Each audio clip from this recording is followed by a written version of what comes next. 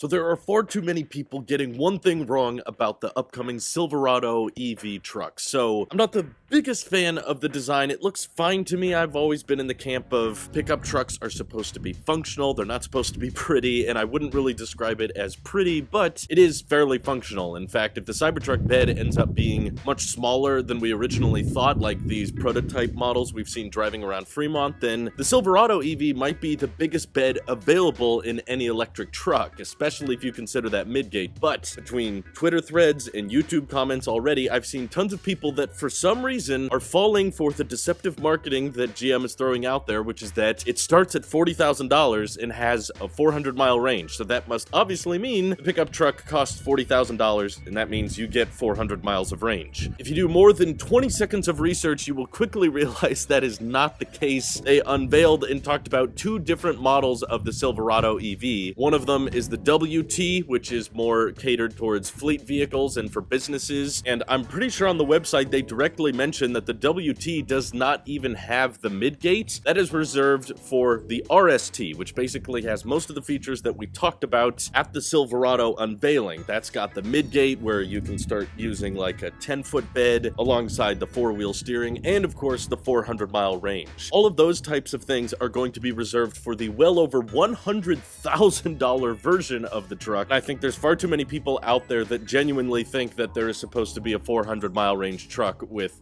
$40,000 starting price within the next year or so. For one, the website says that the first deliveries of the WST won't be until summer of 2024. So for one, we've definitely got a ways to go until that's available. I believe they're prioritizing the WT, but it says directly on their own website that dealers are going to decide the final prices. That's why there's so much fine print everywhere, and why I'm worried that there's being a false expectation set where tons of people are thinking, hey, I can afford a $40,000 truck, and that's what the Silverado EV costs, so I'll just go for that one. Whereas we've already seen with high demand electric pickup trucks, which is basically all of them, dealers will take advantage of this demand opportunity and start tacking on $10, $20, sometimes $30,000 just if you want to be one of the first people to actually go through with this reservation. So I bring that up because Rivian doesn't have that issue, Tesla doesn't have that issue, Ford seems to be taking some precautions to make sure that there aren't people trying to scalp the F-150 Lightning by working with dealers to prevent dealer markups from being too high, although absolutely still expect there to be markups overall. But on top of that, getting customers to sign contracts saying that you can't sell the F-150 Lightning after you take delivery for a certain number of years. Honestly, not that bad an idea, probably a little bit scary for the customer to know they can't back out on this purchase, but prevents the scalping thing from happening, which is good. I just don't have that much faith that GM is going to ensure dealers don't abuse this system and all of this pent-up demand, because they're already being incredibly dishonest with the marketing of this product, which is a shame because I think the product is fine in itself. They're just being intentionally vague with so many of the specs. All the range numbers they've given us is 400 miles, where I know for a fact there's no way they're going to be selling a 400-mile range truck, because with that Ultium battery pack, it's got to be at least 200 kilowatt hours. You could not sell a 200 kilowatt hour truck at $40,000. That's going to be absurd. We already see with the F-150 Lightning now with its configurator live that just to get a 300-mile range version of that truck, you got to spend $74,000. So I'm sure, just like everybody else, the Silverado EV is going to offer lower range options that are more affordable, which is understandable because frankly, I don't think most people need a 400-mile range electric truck. They could probably get by with 300 or even a little bit less. I just wish GM would actually tell us what those configuration and those tiers are going to cost and what the range numbers are going to be for those more affordable options so that we could directly compare it to the Lightning and the Cybertruck. But as vague as the specs are right now, it's kind of impossible. We can really just take the Silverado at face value and say, okay, the interior is